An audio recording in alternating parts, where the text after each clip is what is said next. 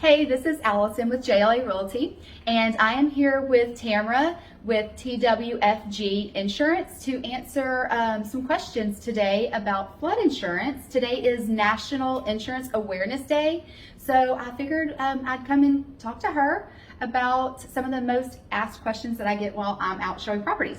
Okay. So one of the most popular is, what does FEMA consider flooding? Okay. So a lot of times when you talk about what is flood insurance and what does it cover, a good rule of thumb is rising water, which is going to be excluded from your homeowner's insurance. So water rising from the ground in an area of 2 or more homes. And flood zones. Flood zones is a hot topic. What is a good flood zone? What is a hazard flood zone?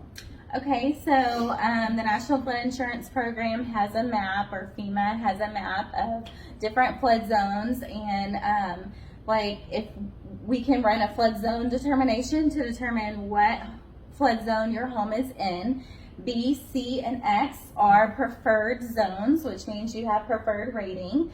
Zones A and V are hazard zones, what I call flood hazard zones. So we would normally need an elevation certificate to determine the elevation of your home versus where the base flood base flood elevation. So how do they go off of the elevation? I've been told that if you close in a garage and it's a step down garage, but now it's living space, that they'll take the whole elevation off of that bottom floor. Yes, so if your home is in a flood hazard zone and you need to get an elevation certificate, then what they're looking at is the bottom floor elevation. So if your home is built on a slab and your garage is just used for parking space, then they're going to look, then your rate is going to be determined on that bottom floor elevation. Now, if you close in a garage and convert that to living space, oftentimes the garage is a little bit lower than what your home sits in, so then that becomes the rating area.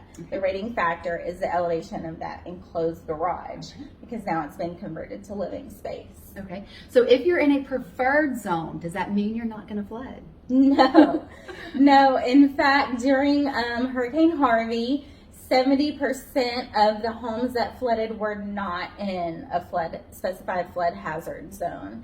And then the average flood claim in Harvey was over 91,000. So definitely, just because you didn't flood in Harvey or Imelda, or the property's never flooded, doesn't mean it's not going to flood.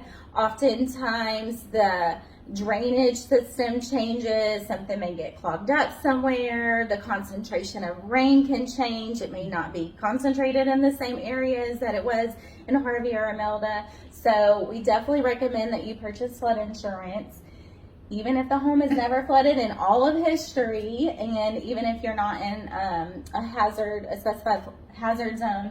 In fact, flood insurance is one of the cheapest policies that you can purchase, and this is one of the largest investments, or maybe the largest investment of your life. So you definitely want to protect it. And what does flood insurance cover?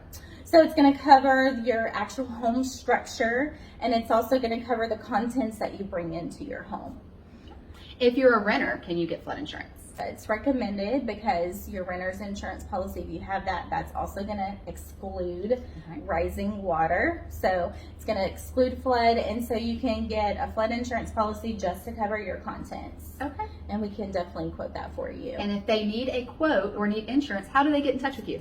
You could call my office at 409-227-3107, or you can text. You can text our office line also. I did want to mention that flood insurance has a 30-day waiting period from the time that you purchase coverage, unless you're purchasing a home and the lender is requiring it.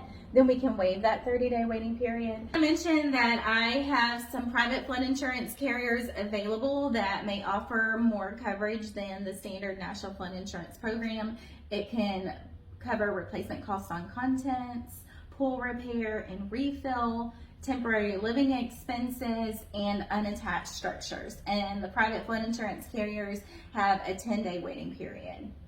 All right. Well, thank you so much for joining us on National Insurance Awareness Day. We hope that she answered some of your questions. If you have any more questions, feel free to contact her. Thank you. Thank you.